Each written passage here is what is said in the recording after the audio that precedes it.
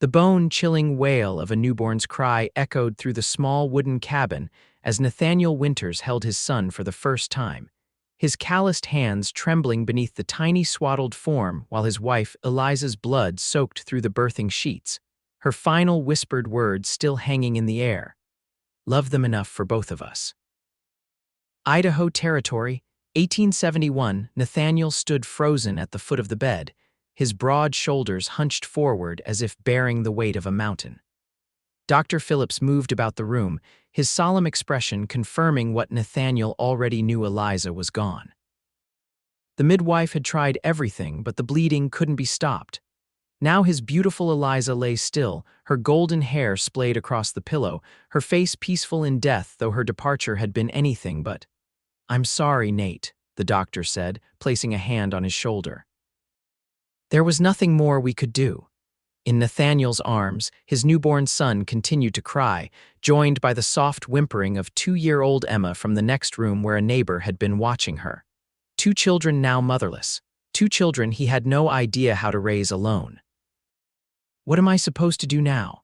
Nathaniel whispered, his voice rough as sandpaper. The doctor had no answer. 3 days later, after Eliza had been laid to rest on the hill overlooking their ranch just outside Snake River, Idaho, Nathaniel sat on his porch staring out at nothing. Emma tugged at his pant leg while baby Samuel cried from inside the house. He should get up. He should comfort his children. But his body refused to move, paralyzed by grief and the overwhelming responsibility that now rested solely on his shoulders. The sound of an approaching wagon finally pulled him from his stupor. He squinted against the setting sun to see a familiar figure, Julia Lawson, the schoolteacher who had come to Snake River just last year. Her wagon pulled up to his fence and she climbed down, her simple blue dress catching the breeze. "Mr. Winters," she called, approaching cautiously. "I've brought some food and I thought you might need help." Nathaniel just stared at her, barely comprehending her words through the fog of his grief. Julia was young, probably no more than 22, with chestnut hair pulled back in a practical bun. He'd seen her in town but never exchanged more than a few pleasantries. Now she stood before him with a basket of food and concern etched across her face. "I don't need charity, Miss Lawson," he said gruffly. Even as Samuel's cries grew louder from inside, Julia's eyes flickered toward the house. "It's not charity, Mr. Winters. It's what neighbors do." Without waiting for permission, she moved past him and entered his home. Nathaniel followed, finding Julia already lifting Samuel from his cradle. The baby's face was red from crying, his tiny fists balled in frustration. When was the last time he was fed? She asked, her voice carrying no judgment, only concern. Nathaniel ran a hand through his unkempt hair. Mrs. Bailey from town brought some goat's milk this morning. I tried to feed him, but he just kept crying." Julia nodded, gently bouncing Samuel in her arms. "Babies need to be held close when they feed. They need the comfort." She demonstrated, cradling Samuel against her chest as she sat in the rocking chair that had been Eliza's favorite. "Is there more milk?" Nathaniel nodded, fetching the small jug Mrs. Bailey had left. He watched as Julia expertly fed his son, her movements sure and gentle. Samuel quieted almost immediately, his tiny mouth working at the cloth wick Julia had prepared. Emma approached cautiously, her small face solemn beneath her blonde curls so like her mother's. "Papa, I'm hungry too." The simple statement hit Nathaniel like a physical blow. He'd been so lost in his grief he'd neglected his daughter's basic needs. Shame washed over him. "There's stew in my basket," Julia said softly, "and bread. Why don't you get Emma something to eat, Mr. Winters?" Nathaniel moved to the basket Julia had placed on the table, finding a covered pot of still warm stew and a loaf of fresh bread. As he served his daughter, he felt something inside him crack, not in further breakage, but in the first painful step toward healing. "Why are you here, Miss Lawson?" He asked after Emma had been fed and tucked into bed, after Samuel had been changed and settled back into his cradle. Julia sat at his kitchen table, her hands folded before her. "I heard about Eliza. The whole town has, and I—" She paused, seeming to choose her words carefully. "I know what it's like to lose someone you love. My father died when I was 16, leaving my mother with 5 children to raise. I was the oldest." I'm sorry for your loss, Nathaniel said automatically. Thank you, but I'm not telling you this for sympathy. I'm telling you because I learned how to care for babies when my mother had to take in laundry to make ends meet. I know how to keep a house running when grief makes it hard to even get out of bed in the morning. She took a deep breath. Let me help raise your children, Mr. Winters.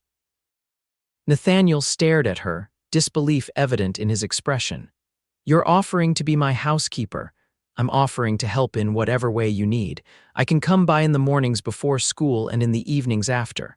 I can teach you how to care for Samuel, how to manage without. She trailed off.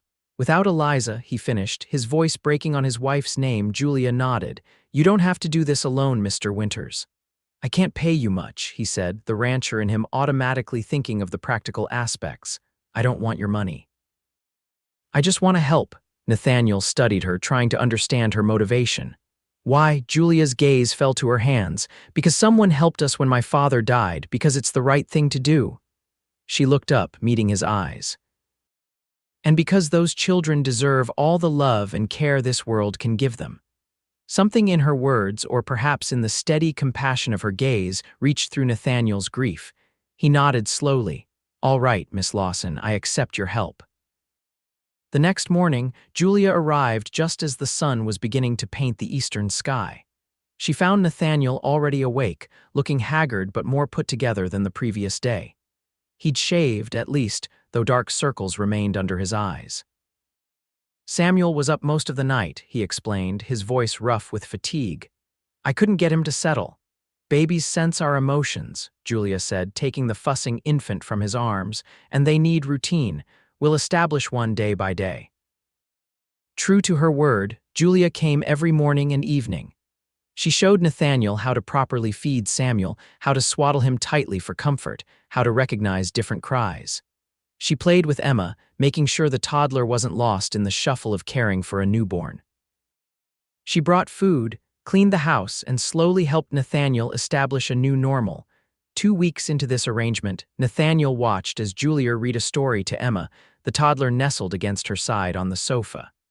Samuel slept peacefully in his cradle nearby. The scene struck him with its domesticity, and for the first time since Eliza's death, he felt something other than grief, gratitude, and a whisper of hope. Miss Lawson, he said when Emma had been put to bed, I've been thinking. Julia looked up from where she was knitting by the fire, her needles pausing. Yes, Mr. Winters, this arrangement, it's not sustainable. You're exhausting yourself, teaching all day and then coming here, and the talk in town must be starting. Her cheeks colored slightly. I don't concern myself with gossip. Nevertheless, Nathaniel continued, I have a proposition. The ranch needs tending and I can't be in 2 places at once. I need to hire a permanent housekeeper, someone who can live here and help with the children while I work the land. Julia's expression fell slightly. I see, you want me to help you find someone suitable. No, Nathaniel said firmly. I want to offer you the position, full room and board plus wages. You could give notice at the school. They can find another teacher. Julia stared at him, clearly taken aback. Mr. Winters, I appreciate the offer, but I can't abandon my students in the middle of the term. And she hesitated. I love teaching. It's my calling. Nathaniel ran a hand through his hair, frustration evident. He hadn't considered she might refuse. Then what do you suggest? Because this can't continue as it is. Julia was quiet for a moment, her fingers resuming their work with the needles. What if I were to move in, but only until the school term ends? That would give us 3 weeks to find a permanent solution. And in the meantime, I could teach you everything you need to know about caring for the children. Nathaniel considered her offer. It wasn't ideal, but it would buy him time. All right, when can you move in? I can bring my things tomorrow after school. True to her word, Julia arrived the next afternoon with 2 trunks containing her modest belongings. Nathaniel had cleared out the small spare room that had once been his office, moving in a bed from the storage shed. It's not much, he apologized as he showed her the space. It's perfect, Julia assured him, setting down her carpet bag. Thank you. Having Julia in the house full-time changed everything. Meals appeared at regular hours. The house stayed clean. Samuel began sleeping through most nights, and Emma blossomed under the consistent attention. Nathaniel found himself able to focus on the ranch again, knowing his children were well cared for. But more than that, having Julia there brought life back into the home that grief had silenced. She sang while she worked, played the battered piano in the corner that had sat untouched since Eliza's death, and filled the rooms with the scent of fresh bread and wildflowers she collected on her walks with Emma. One evening, about a week after she'd moved in, Nathaniel returned from mending fences to find Julia and Emma making cutout paper dolls at the kitchen table. Samuel slept in a basket nearby, and the room was warm with the aroma of chicken and dumplings simmering on the stove. "Papa, look," Emma exclaimed, holding up a chain of paper dolls. "Miss Julia showed me how to make a family." Nathaniel smiled a genuine smile that reached his eyes for the first time in weeks. "That's wonderful, sweetheart." "This one's you, and this is me, and this is baby Sam," Emma explained, pointing to different figures. "And this is Miss Julia because she's part of our family now." An awkward silence fell. Julia's cheeks flushed pink as she busied herself with cleaning up the paper scraps. "Emma, remember what we talked about. I'm here to help, but you love us and take care of us, so that makes you family," Emma insisted with the simple logic of a child. Nathaniel cleared his throat. "Emma, why don't you go wash up for dinner? It smells about ready." After Emma had scampered off, Nathaniel turned to Julia. "I'm sorry if that made you uncomfortable." Julia shook her head. "No, it's sweet, actually. I've grown very fond of them both." "And they of you," Nathaniel said quietly. "Truth be told, I don't know what we'll do when you leave." Julia met his gaze briefly before turning to stir the pot on the stove. "We still have 2 weeks to figure that out, Mr. Winters." "Nathaniel," he said. "After all this time, I think you can call me Nathaniel or Nate if you prefer." A small smile played at her lips. "Nathaniel, then. And you should call me Julia." That night, after the children were asleep, they sat on the porch watching the stars emerge in the vast Idaho sky. The spring air was cool but not cold, carrying the scent of pine and distant rain. "Tell me about Eliza," Julia said softly. "If you want to, that is." Nathaniel was quiet for so long Julia thought he wouldn't answer. Then, slowly, he began to speak. He told her how he'd met Eliza at a town dance in Missouri, how her laugh had drawn him across the room, how they'd married within 6 months. He spoke of their journey west, the hardships they'd faced homesteading this land, and the joy when Emma was born. "She wanted a big family," he said, his voice thick with emotion. "At least 4 children, she always said. She was so happy when she found out about Samuel." Julia listened without interrupting, her presence a comfort in the darkness. "I still talk to her sometimes," Nathaniel admitted. "At night when I can't sleep, I tell her about the children, about the ranch. I ask her for guidance." "That's not unusual," Julia assured him. "My mother talked to my father for years after he passed." "Does it ever get easier?" he asked, turning to look at her, his face half hidden in shadow. Julia considered her answer carefully. "The pain changes. It becomes less sharp, more manageable. You learn to carry it with you instead of being crushed by it." She paused. "And one day you realize you can remember the happy times without immediately feeling the loss." Nathaniel nodded slowly. "Thank you for that, and for," he gestured vaguely at the house, "all of this. For helping us when you had no obligation to do so." "It's been my privilege," Julia said sincerely. "Your children are wonderful. You're lucky to have them." "I know," he agreed. "I just wish." He trailed off, unable to finish the thought. Julia reached out impulsively, her hand covering his where it rested on the porch railing. "They have a father who loves them. That's more than many children get." Nathaniel looked down at her hand on his, feeling the warmth of human connection he'd been missing. Without thinking, he turned his palm up, their fingers intertwining briefly before Julia pulled away, suddenly self-conscious. "I should get to bed," she said, rising quickly. "Good night, Nathaniel." "Good night, Julia," he replied, watching her retreat into the house, wondering at the strange flutter in his chest and the guilt that immediately followed it. The days fell into a comfortable routine. Nathaniel would rise before dawn to tend to the ranch chores, returning for breakfast that Julia prepared. She would spend the day teaching at the schoolhouse in town while Nathaniel cared for Samuel, having arranged with his ranch hand, Miguel, to handle the cattle during those hours. Emma accompanied Julia to school, sitting in the back of the classroom with her slate and chalk. In the evenings, they would all have dinner together before Nathaniel returned to the evening chores. It was during one such evening, as Julia was hanging laundry on the line behind the house, that she noticed Nathaniel standing in the barn doorway, watching her. The setting sun caught in his dark hair, highlighting the strands of premature gray at his temples, evidence of his recent hardships. "Is something wrong?" she called, pinning one of Emma's dresses to the line. Nathaniel approached, hands shoved in his pockets. "No, nothing's wrong. I was just—" He paused, seeming to search for words. "I was just thinking that you've brought a sense of peace back to this place. To me and the children." Julia felt her cheeks warm at the unexpected praise. "I'm glad I could help." "The school term ends next week," he said, stating the obvious. "Have you given any thought to what comes next?" The question had been hovering between them, unspoken but ever-present. Julia secured the last of the laundry before answering. "I've been offered the teaching position again for next term," she said carefully. "The school board approached me yesterday." "And will you accept it?" Julia brushed a strand of hair from her face. "I haven't decided." She hesitated. "I've grown attached to Samuel and Emma. The thought of leaving them is difficult." Nathaniel took a step closer. "Then don't leave." The simple statement hung in the air between them, loaded with unspoken meaning. "I can't stay forever as your housekeeper, Nathaniel," Julia said gently. "People are already talking in town." "Let them talk," he said dismissively, though he knew she was right. Snake River was a small community, and a single woman living in a widower's home, regardless of the circumstances, was bound to create gossip. "It's not that simple," Julia insisted.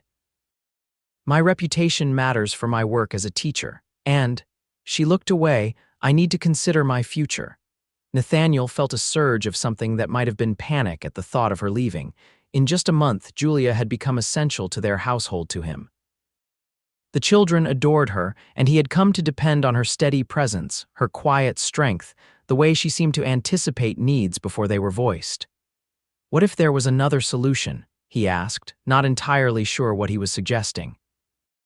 Before Julia could respond, Emma came running from the house, Samuel's cries audible from inside.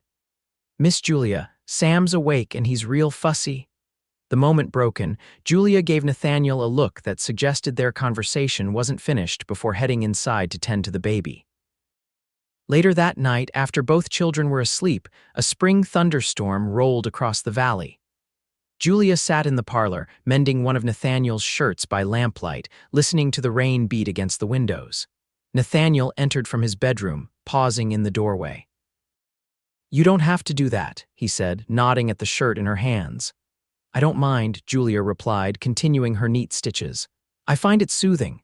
Nathaniel came to sit in the chair opposite her. "Julia, about our conversation earlier—" "It's all right," she interrupted. "I understand you're concerned about the children. We'll find someone suitable to help after I leave." "That's not what I was going to say," Nathaniel said, leaning forward. "I was going to ask if you would consider—" He faltered, then pushed on. "If you would consider staying, not as a housekeeper, but as my wife." The needle in Julia's hand stilled. She looked up slowly, her expression one of complete surprise. "Your wife?" Nathaniel stood, too restless to remain seated. "I know it's sudden and perhaps not the romantic proposal a woman dreams of, but I've given it a lot of thought. It would be a practical arrangement. You already care for the children and they love you. You could continue teaching if you wished. The house would be your home permanently, and my name would protect your reputation."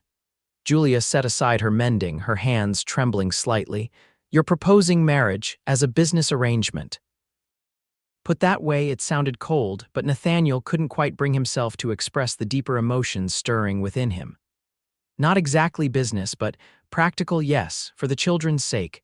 Julia stood as well, her expression unreadable. "Nathaniel, marriage is sacred. It shouldn't be entered into merely for convenience." "Is that what you think this is?" he asked, suddenly frustrated. "Mere convenience?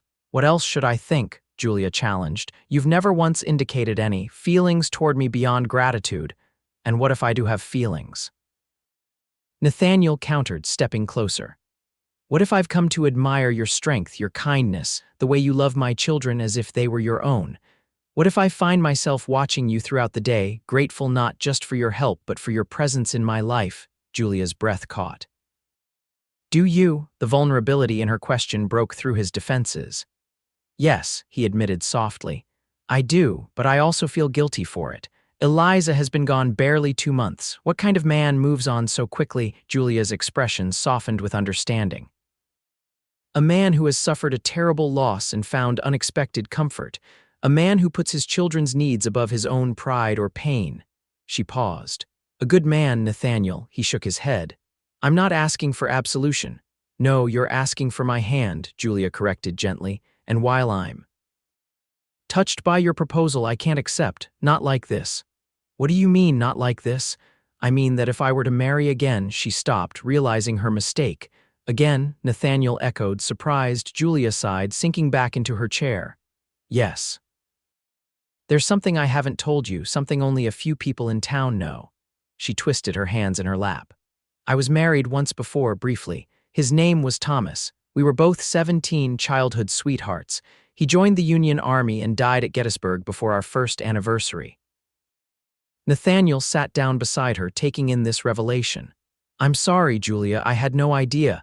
It was a long time ago, she said quietly. 8 years this July. I rarely speak of it now. Is that why you never remarried? Why you became a teacher instead? Julia nodded. After Thomas died, I threw myself into education. It gave me purpose when I had none. When I came west 3 years ago, I was looking for a fresh start. She looked up at him. So you see, I understand grief, Nathaniel. I understand the guilt of moving forward. But I also know that a marriage based primarily on practical considerations rarely brings happiness. Thunder rumbled outside, punctuating the silence that fell between them. What would make you consider it? Nathaniel finally asked. If not practicality, then what? Julia met his gaze directly. Love, Nathaniel, not just affection or admiration or gratitude, though those are all important, but love, the kind that grows over time with intention and care. She stood again. And I believe you're still healing. You need time to know your own heart. Nathaniel rose as well, standing close enough that he could smell the lavender soap she used. And if given time, I discovered that what I feel is indeed love. Julia's eyes searched his. Then ask me again. The tension between them was palpable, charged with unspoken emotions. For a brief moment, Nathaniel thought he might kiss her, and from the way her gaze dropped to his mouth, she might have let him. Instead, he stepped back. I should check on the animals in the barn, he said, his voice rougher than usual. The storm might have spooked them. Julia nodded, relieved and disappointed all at once. Of course. Good night, Nathaniel. Good night, Julia. The next morning brought clear skies and an awkwardness that hadn't existed between them before. They moved around each other carefully during breakfast, overly polite, neither mentioning their conversation from the previous night. As Julia prepared to leave for school with Emma, Nathaniel caught her arm gently. Julia, about last night, it's forgotten, she said quickly, not meeting his eyes. No, he insisted. I don't want it forgotten. I want you to know that I meant what I said, all of it, but I also respect what you said about timing and… He hesitated, still finding the word difficult, love. Julia finally looked at him, her expression softening. Thank you, that means a great deal. Will you still stay until the end of the school term? Help me find someone to take your place if that becomes necessary, of course, she promised. I wouldn't leave you and the children without ensuring you'd be all right. As the days passed, a new awareness grew between them. Nathaniel found reasons to return to the house during the day, ostensibly to check on Samuel, but really to catch glimpses of Julia. For her part, Julia became conscious of Nathaniel's gaze following her, of the way his hand would linger when passing her items at dinner, of how he sought out her company in the evenings when the children were asleep. The school term's end approached rapidly. 3 days before the final day of classes, Nathaniel rode into town to speak with Reverend Thompson. He found the elderly minister in the garden behind the small white church. Nathaniel, the Reverend greeted him warmly. It's good to see you. How are the children? They're well, thank you, Nathaniel replied, removing his hat. Thriving, actually, thanks in large part to Miss Lawson's help. The Reverend's eyes twinkled knowingly. Yes, I've heard she's been staying at your ranch, a very kind arrangement on her part. Nathaniel nodded, hearing the unasked question in the minister's tone. That's partly why I'm here, Reverend. I wanted to ask your advice about a delicate matter. Reverend Thompson gestured to a bench beneath an apple tree. Let's sit, shall we? My old knees aren't what they used to be.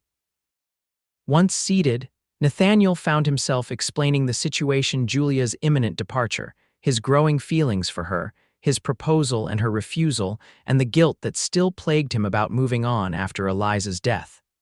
The Reverend listened without interruption, his weathered face thoughtful. When Nathaniel finished, he was quiet for a long moment before speaking. Grief is not linear, my son. There's no prescribed timeline for healing, no correct pace for opening your heart again. The only question that matters is, are your feelings for Miss Lawson genuine or merely a response to your need? Nathaniel considered this seriously. They're genuine. I admire her strength, her kindness, the way she loves without reservation. When I imagine the future now, she's in it. And Eliza, the Reverend asked gently. I'll always love her, Nathaniel said, his voice thick with emotion. She was my first love, the mother of my children. Nothing can change that, nor should it, the Reverend agreed. The heart expands, Nathaniel. It doesn't replace one love with another, it makes room for both. Eliza would want you and the children to be happy, wouldn't she? Nathaniel nodded, tears pricking at his eyes. She would. Her last words were for me to love them enough for both of us. Then perhaps loving them includes giving them a mother who cares for them as Miss Lawson clearly does, the Reverend suggested. And perhaps loving yourself includes allowing joy back into your life. Nathaniel absorbed these words, feeling a weight lift from his shoulders. Thank you, Reverend. But there's still the matter of proving to Julia that my feelings are real, not just born of necessity. The Reverend smiled. The best proof is in consistent action over time. Words are easy, deeds require commitment. Show her through your actions that your heart is truly engaged. Nathaniel left the church with renewed purpose and a clearer conscience. On the ride home, he made a detour to a spot he hadn't visited since Eliza's death, their special place by the river where he'd proposed to her years ago. Dismounting, he approached the large oak tree where they had carved their initials. Eliza, he said aloud, his voice breaking the silence of the peaceful spot.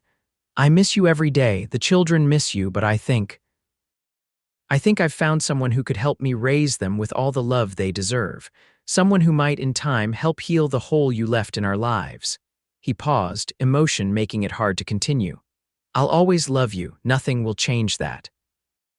But I need to move forward for Emma and Samuel. For myself, I hope you understand.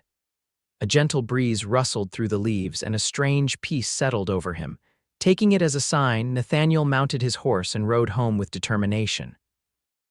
The next day, Julia returned from school to find the house unusually quiet. Nathaniel wasn't in the barn or fields, and Miguel informed her that he had taken the children into town earlier. Puzzled, Julia entered the house to find a note on the kitchen table. Please meet me at the East Meadow at sunset. The East Meadow was a beautiful spot on Nathaniel's property, overlooking the valley with the mountains in the distance. It was where wildflowers bloomed most abundantly in spring, and spring was now in full glory. As the sun began its descent, Julia made her way to the meadow, curious and slightly nervous. She found it transformed. Nathaniel had set up a small table beneath a canopy of ribbons strung between 4 posts. Wildflowers decorated the table, which was set for 2 with the best dishes from the house. Nathaniel stood waiting, dressed in his Sunday best, his dark hair neatly combed. Samuel was asleep in a basket nearby, and Emma was arranging flowers in a pattern on the grass. What is all this? Julia asked, taking in the scene with wonder. Miss Julia, Emma exclaimed, running to her, Papa and I made a special dinner for you, and I helped pick all the flowers. Julia looked to Nathaniel questioningly. The children and I wanted to thank you properly for all you've done for us, he explained, pulling out a chair for her.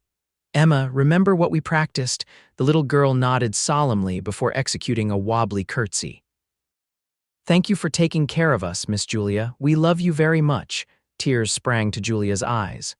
Oh, Emma, I love you too, sweetheart. Throughout dinner, As they ate the simple but carefully prepared meal Nathaniel had made, he told her stories about the ranch, his plans for expansion, his hopes for the children's future. Not once did he mention her departure or his proposal. Instead, he simply shared his life with her, inviting her into his thoughts and dreams. As the sun set, painting the sky in brilliant oranges and pinks, Emma grew sleepy. Nathaniel settled her in the wagon he'd brought up earlier, alongside Samuel, who had slept through most of the dinner. "They'll be fine for a few minutes," he said, returning to Julia. "Would you walk with me?" They strolled to the edge of the meadow where the view was most spectacular, the first stars just beginning to appear in the darkening sky. "This is beautiful, Nathaniel," Julia said, genuinely touched by the effort he'd made. "But what's it all for?" Nathaniel turned to face her, taking both her hands in his. "It's to show you that what I feel for you isn't just gratitude or convenience. It's to prove that I see you, Julia, not just as someone who helps with my children, but as a woman of remarkable strength and beauty inside and out." Julia's heart quickened at his words and the intensity in his eyes. "The school term ends tomorrow," he continued. "And while I understand if you still need time, I want you to know that my feelings haven't changed. If anything, they've grown stronger." He released one of her hands to reach into his pocket, pulling out a small velvet pouch. "This was my mother's," he explained, extracting a simple gold band with a small pearl. "I'd be honored if one day you would consider wearing it." Julia stared at the ring, emotion welling up within her. "Nathaniel, I'm not asking for an immediate answer," he clarified quickly. "Only that you know my intentions are sincere. I care for you deeply, Julia. Given time, I believe that care could grow into the kind of love you deserve, the kind I think might already be taking root." Julia felt tears threatening again. "You've given this a lot of thought." "I have," he confirmed. "I spoke with Reverend Thompson yesterday. He helped me see that moving forward doesn't mean forgetting the past. It means honoring it while embracing the future." Julia nodded, understanding completely. "Thomas will always be part of me, just as Eliza will always be part of you. They shaped us into who we are now." "Exactly." Nathaniel's thumbs traced circles on her hands. "So I'm not asking you to replace Eliza or erase her memory. I'm asking if in time you might consider building something new with me, a family that honors both our pasts while creating its own future." The sincerity in his voice moved her deeply. "Nathaniel, she began, then paused, gathering her thoughts. "The truth is, I've developed feelings for you too, feelings I wasn't looking for and didn't expect." Hope bloomed in Nathaniel's expression. "You have?" Julia nodded, a shy smile breaking through. "Yes, but I still believe we need time, proper courtship, a chance to know each other outside the circumstances that brought us together." "I would like nothing more than to court you properly, Julia Lawson," Nathaniel said, his smile matching hers. "If you'll allow it." "I would like that very much," she replied softly. Nathaniel brought her hand to his lips, pressing a gentle kiss to her knuckles. "Then for now, that's enough." From the wagon, Emma's sleepy voice called out, "Did she say yes, Papa?" They both laughed, the tension broken. "Not yet, sweetheart," Nathaniel called back, "but she didn't say no either." "Good," Emma declared with a yawn, "because I already told everyone at school that Miss Julia's going to be my new mama." Julia's eyes widened in alarm. "You what?" Nathaniel looked equally surprised. "Emma, we talked about this. Remember, we said Miss Julia needed time to think about it." "I know," Emma said, her voice growing drowsy again, "but I asked God to make her say yes, and Mrs. Patterson says God always answers prayers." Julia couldn't help the laugh that escaped her. "Well, how can I possibly argue with that logic?" Nathaniel joined her laughter, the sound rich and full, a sound that had been absent from his life for too long. In that moment, with the stars emerging above them and his children nearby, he felt a contentment he hadn't believed possible again. "We should get them home to bed," Julia said, still smiling.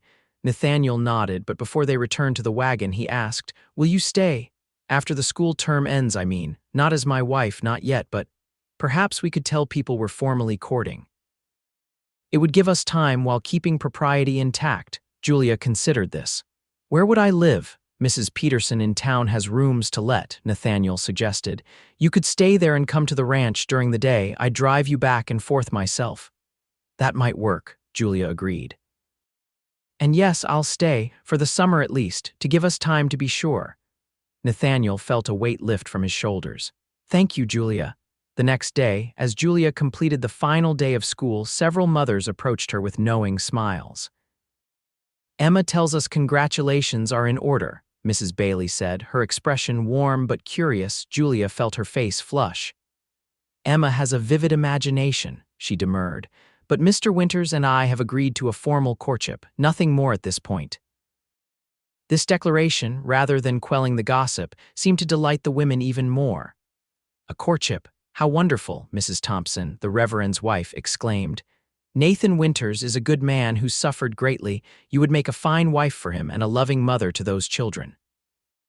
We're taking things slowly, Julia insisted. Though she couldn't keep the smile from her face, true to their plan, Julia moved into Mrs. Peterson's boarding house in town. Each morning, Nathaniel would arrive with the children to collect her, and each evening he would return her to town.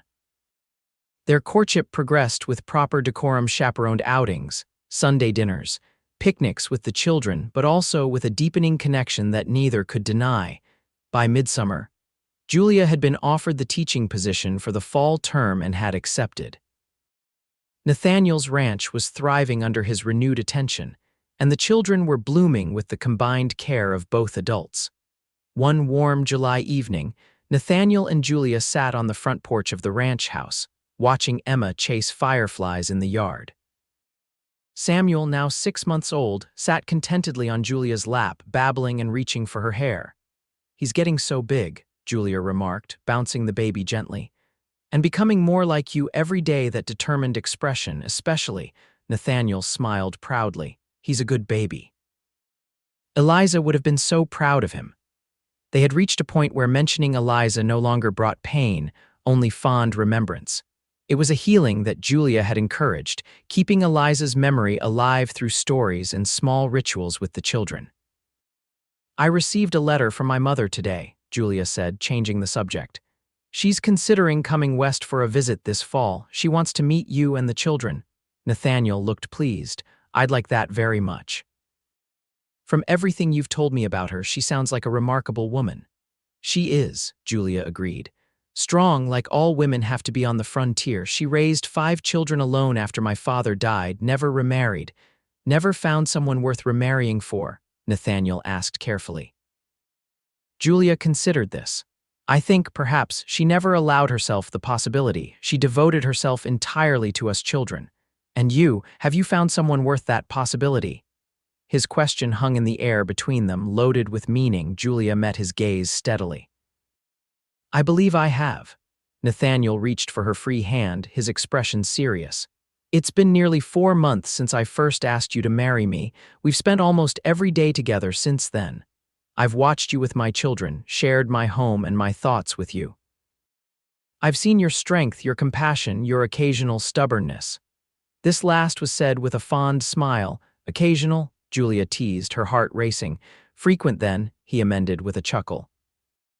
Julia, I promised to give us time to court you properly, to let whatever was growing between us develop naturally. He paused, searching her face.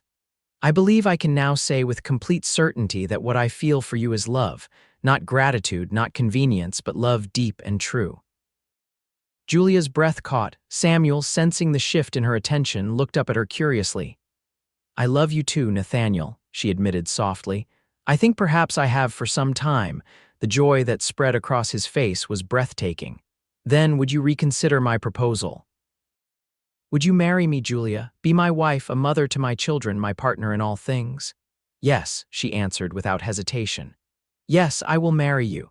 Nathaniel leaned forward, careful of Samuel between them, and kissed her their first kiss, sweet and tender and full of promise. Emma's excited voice broke the moment. Papa's kissing Miss Julia. Does that mean she said yes? Is she going to be our mama now? They parted, laughing, as Emma ran up to the porch.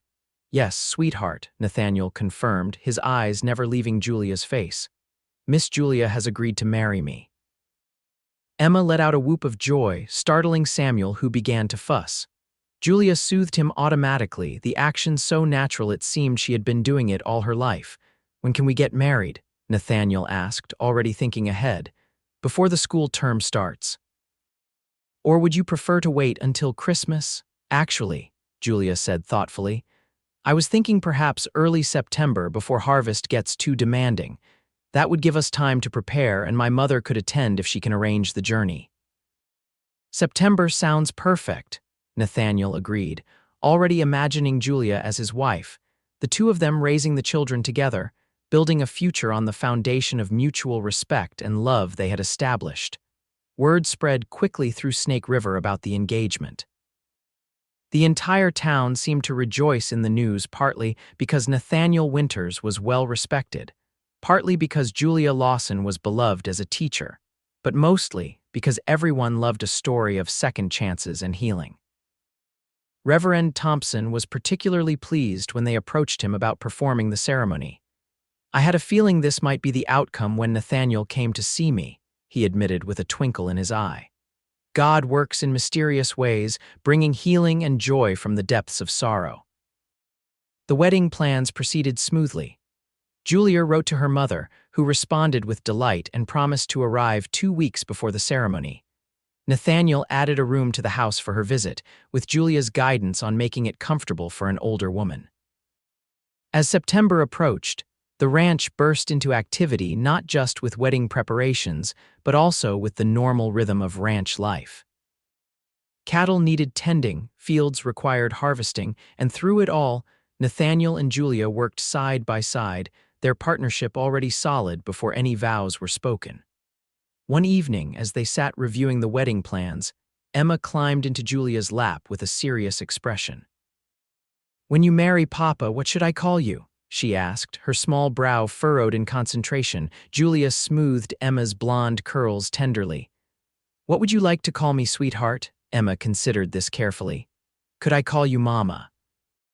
Or would that make you sad because you're not my first mama?" Julia felt her heart constrict with love for this perceptive child. "Emma, I would be honored if you called me Mama, and I don't think it would make me sad at all. Your first mama will always be your mama too, in heaven, watching over you. I'll just be your mama here on earth." Emma nodded, satisfied with this explanation. "And you'll be Sam's mama too, and he won't even remember not having a mama because he's just a baby." "That's right," Julia agreed. "But we'll make sure he knows about your mama Eliza too, through stories and memories." "And pictures," Nathaniel added from across the table. "We have that portrait in the parlor and some sketches I did when she was carrying Emma." Julia smiled at him gratefully, appreciating how he had found his way to speaking of Eliza with love, but without the crushing grief that had once accompanied her name. The day before Julia's mother was due to arrive, disaster struck. A sudden summer storm swept through the valley, flooding the creek that ran through Nathaniel's property and washing out part of the access road to town. Nathaniel and his ranch hands worked frantically to repair the damage, knowing Julia's mother would be arriving on the afternoon stage. "We'll have it passable by midday," Nathaniel promised as he left at dawn. Soaked to the skin from the previous night's efforts, Julia spent the morning preparing the house, making the guest room perfect for her mother's arrival while caring for the children. By noon, she was watching anxiously out the window for any sign of Nathaniel's return. When he finally appeared, his wagon muddy but intact, she rushed outside. "We've got it cleared," he announced triumphantly. "It's not pretty, but the stage should be able to make it through. I'll go meet it now." "I'll come with you," Julia decided, handing Samuel to Emma with instructions to watch him carefully for just a few minutes while she quickly changed. The journey to town was slow, the road still treacherous in places from the flooding. They arrived just as the stage was pulling in, mud splattered and late but intact. Julia scanned the disembarking passengers anxiously until she spotted a familiar figure, a woman in her 50s with Julia's same chestnut hair, now streaked with silver, and a dignified bearing that belied the weariness of travel. "Mother," Julia called, hurrying forward. Margaret Lawson embraced her daughter warmly before pulling back to study her face. "My dear girl, you look well. Happy." "I am, Mother," Julia confirmed. "Very happy. Let me introduce you to Nathaniel." Nathaniel stepped forward, hat in hand, his manner respectful but warm. "Mrs. Lawson, it's a pleasure to meet you at last. Julia speaks of you with such admiration." Margaret assessed him with a mother's critical eye before her expression softened.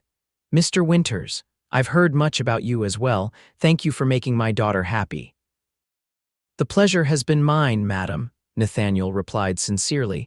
"She's brought light back into our home." They collected Margaret's luggage and began the careful journey back to the ranch. Despite the challenging conditions, Margaret maintained good humor, commenting that the muddy roads were nothing compared to what she'd experienced during her own journey west years ago. "You should have seen Missouri after a spring rain," she reminisced. "Wagons sunk up to their axles. We lost an entire month once waiting for the roads to dry enough to continue." Upon reaching the ranch, Emma was waiting excitedly on the porch, having been instructed to stay inside with Samuel until their return. Now she bounced with anticipation as the wagon approached. "Is that her, Papa?" "Is that Miss Julia's mama?" "Yes, sweetheart," Nathaniel confirmed, helping Margaret down from the wagon. "This is Mrs. Lawson." Emma executed another of her wobbly curtsies. "How do you do, Mrs. Lawson? I'm Emma Winters, and I'm going to call your daughter Mama after they get married." Margaret's eyes crinkled with amusement. "Well, Miss Emma Winters, I think that sounds just perfect, and you must call me Grandma Margaret if you like." Emma's eyes widened. "Really, I've never had a grandma before." "Well, now you do," Margaret declared, allowing Emma to lead her into the house where Samuel was awake in his cradle, babbling happily. Over the next 2 weeks, Margaret integrated herself seamlessly into the household. She helped with wedding preparations, shared stories of Julia's childhood with the children, and spent long evenings talking with Nathaniel about everything from cattle breeding to politics. It was clear to Julia that her mother approved of her choice, something that meant more to her than she had expected. The night before the wedding, after the children were asleep, Margaret found Julia sitting on the porch, looking up at the stars. "Nervous?" she asked, settling beside her daughter. "A little," Julia admitted. "Not about marrying Nathaniel, I'm certain about that, but about the responsibility of being a wife and mother all at once." Margaret nodded understanding. "It's not the conventional way, starting with ready-made children." "But then, you never did like to do things the easy way." She took Julia's hand. "You know, when you wrote to tell me about Nathaniel, I was concerned. So soon after his wife's death, taking on motherless children, I worried you were sacrificing yourself out of compassion rather than following your heart." "And now?" Julia asked. "Now I see the way he looks at you," Margaret said simply. "And the way you look at him, that's not sacrifice, my dear. That's love." She paused. "Your father would be proud of the woman you've become, so would Thomas." Julia's eyes filled with tears at the mention of her father and first husband. "Thank you, Mother, that means everything to me." The wedding day dawned clear and mild, the recent rains having left the landscape lush and green. The ceremony was to be held at the ranch, beneath the large oak tree that provided shade for the yard. The entire town, it seemed, had turned out for the occasion, bringing food and flowers and good wishes. In the bedroom that would soon be hers to share with Nathaniel, Julia prepared with her mother's help. Her dress was simple but elegant, cream colored with delicate lace at the collar and cuffs, new but not ostentatious. Her hair was arranged in a soft updo, adorned with wildflowers Emma had insisted on picking that morning. "You look beautiful," Margaret said, adjusting the small veil. "Every inch a bride." A knock at the door revealed Emma, dressed in her best blue frock, practically vibrating with excitement. "Mama Julia, Papa says it's almost time, and you look like an angel." Julia knelt to embrace the child, careful not to crush her dress. "Thank you, sweetheart." "Are you ready to carry the flowers?" Emma nodded solemnly, taking her role as flower girl very seriously. "Samuel is already outside with Mrs. Bailey. He's wearing his special outfit and being very good." The ceremony itself was simple but deeply moving. Julia walked from the house on her mother's arm, her heart full as she saw Nathaniel waiting beneath the oak tree, his expression one of undisguised joy and love. Reverend Thompson spoke of new beginnings, of the miracle of second chances, and of the divine blessing of family created through love rather than merely blood. When it came time for the vows, Nathaniel spoke first, his voice strong and clear. "Julia, when you came into our lives, we were broken. You offered help without expectation, love without condition. You showed me that grief doesn't have to be the end of joy, that the heart can heal and grow. I promise to love you, honor you, and cherish you all the days of my life. I promise to be the husband you deserve and the father our children need. Whatever challenges come, we will face them together. Julia's voice trembled slightly as she responded. Nathaniel, you once asked me to help raise your children, never knowing how completely that simple request would change my life. In you, I've found a partner worthy of respect and admiration. In Emma and Samuel, I've found the family I longed for but never expected to have. I promise to love you faithfully and fully, to stand by your side in all things, to honor the past while building our future together. I will be your wife, your friend, and your steadfast companion for all our days. They exchanged rings, Nathaniel's mother's pearl ring for Julia, and a simple gold band for Nathaniel. When Reverend Thompson pronounced them husband and wife, the cheer that went up from the assembled guests seemed to echo across the valley. The celebration continued well into the evening, with music and dancing, food and laughter. As the sun began to set, Julia found herself momentarily alone, watching Nathaniel dance with Emma standing on his boots, while her mother held Samuel nearby, pointing out the dancers to the curious baby. Mrs. Winters, a voice said beside her. Julia turned to find Mrs. Bailey, the midwife who had been present at Samuel's birth and Eliza's death. Mrs. Bailey, Julia greeted her with a smile. Thank you for coming today. The older woman studied her with kind eyes. I wanted to tell you something. The night Eliza died, after Nathan had taken the baby, she said something to me. She made me promise to look after her family until they were settled, and then she said, he'll need someone strong, someone who can love them as I would have. I think she would be pleased it was you. Tears pricked at Julia's eyes. Thank you for telling me that. It means more than I can say. Mrs. Bailey patted her arm gently before moving away, leaving Julia to absorb her words. A moment later, Nathaniel approached, having delivered Emma to a circle of children playing nearby. What did Mrs. Bailey want? He asked, noticing Julia's emotional expression. Julia shared what the midwife had told her, watching as Nathaniel's eyes filled with a similar emotion. That sounds like Eliza, he said softly. Always thinking ahead, always wanting to make sure everyone was taken care of. I'll try to honor her wishes, Julia promised. To love you and the children as she would have, Nathaniel drew her into his arms. You already do in your own way, that's what makes it right. He pressed his forehead to hers. Are you happy, Mrs. Winters? Julia smiled, the new name still strange but wonderful on her ears. Completely happy, Mr. Winters. Later that night, after the guests had departed and Margaret had retired to the guest room with Emma, who had insisted on keeping her new grandmother company, Nathaniel and Julia found themselves truly alone for the first time as husband and wife. Samuel slept soundly in his cradle, which had been moved to Emma's room for the night. In the privacy of what was now their bedroom, Nathaniel took Julia's hands in his. I never thought I'd feel this way again, he admitted. Happy, hopeful, looking forward to the future. Nor did I, Julia confessed. After Thomas died, I resigned myself to a life of purpose but not passion. You changed that. Their first night together as husband and wife was tender and passionate. A beginning rather than an ending, the consummation of a love that had grown naturally from respect and friendship into something deeper and lasting. The days and weeks that followed settled into a new rhythm. Margaret stayed for a month before returning to Missouri with promises to visit again the following summer. Julia began the fall term at school, now as Mrs. Winters, with Emma proudly telling anyone who would listen that the teacher was her mama now.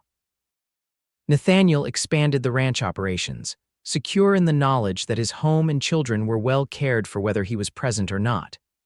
Samuel thrived under Julia's loving attention, speaking his first word, Mama, just before Christmas, followed quickly by Papa and M for his sister.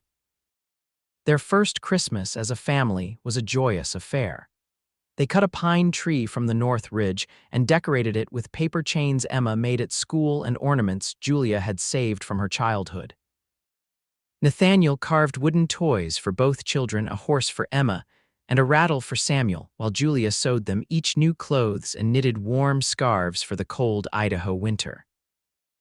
On Christmas Eve, after the children were nestled in bed dreaming of the small treats that would fill their stockings in the morning, Nathaniel and Julia sat before the fire, enjoying a rare moment of quiet. "I have something for you," Nathaniel said, reaching into his pocket. "An early Christmas gift." He handed Julia a small wooden box beautifully carved with wildflowers. Inside was a locket, simple but elegant. "Open it," he encouraged. Julia did, finding inside a tiny portrait of Eliza on one side and herself on the other. "I had them done in town," Nathaniel explained. "The children should have images of both their mothers to carry with them. I thought maybe when Emma's older she might want this." Tears filled Julia's eyes at the thoughtfulness of the gift. "It's perfect, Nathaniel, truly perfect." "I have something for you too," she said, a mysterious smile playing at her lips. "Though it won't arrive for several months yet." Nathaniel looked puzzled for a moment before understanding dawned. "Julia, are you?" She nodded, her smile growing. "The doctor confirmed it yesterday. We're expecting a baby in late June." Nathaniel's whoop of joy was so loud it nearly woke the children. He gathered Julia in his arms, lifting her from her chair and spinning her around the room before setting her down gently, suddenly concerned. "Should I not have done that?" "I don't want to hurt you or the baby," Julia laughed, touched by his immediate protectiveness. "We're fine, Nathaniel. Women have been having babies since the beginning of time. I'm healthy and strong." Still, she saw the flash of fear in his eyes, the memory of Eliza's death still fresh when faced with the prospect of another childbirth. "It will be different this time," she assured him, placing his hand on her still flat stomach. "I promise to take every precaution, and Dr.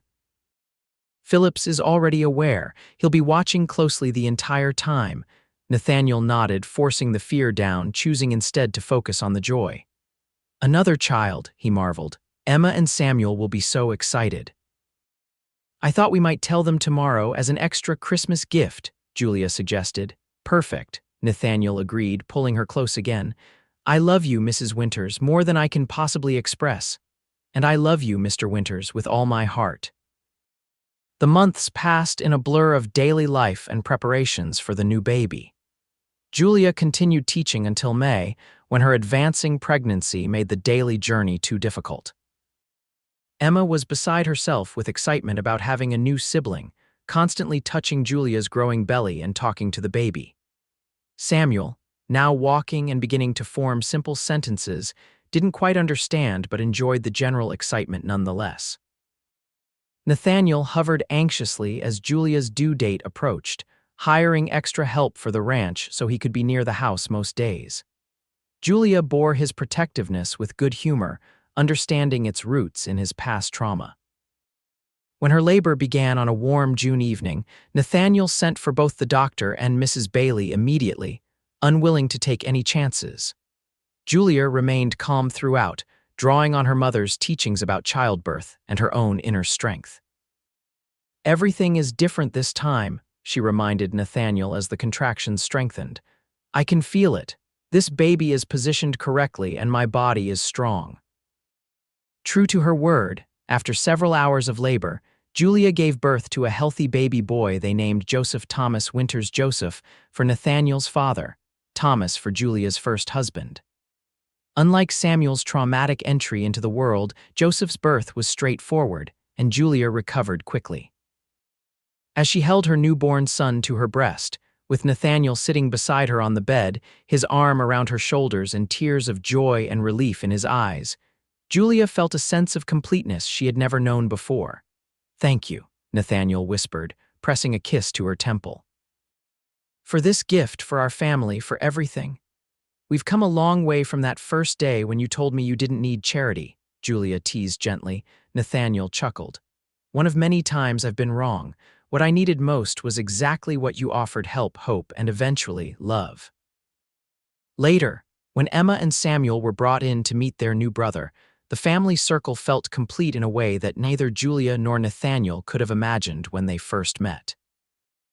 Emma's gentle touch on the baby's head, Samuel's curious inspection of the tiny fingers, Nathaniel's proud father's smile — these were the moments that made up a life, Julia realized.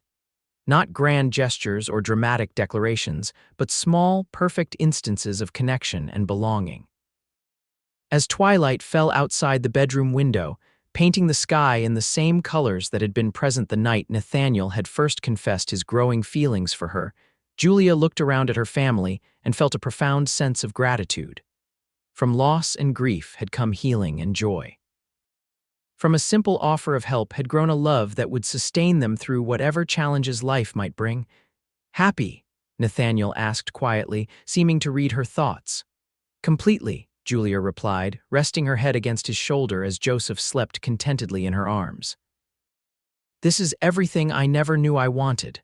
And everything we needed," Nathaniel added, gathering Emma and Samuel closer with his free arm, completing their circle of love. "Our family."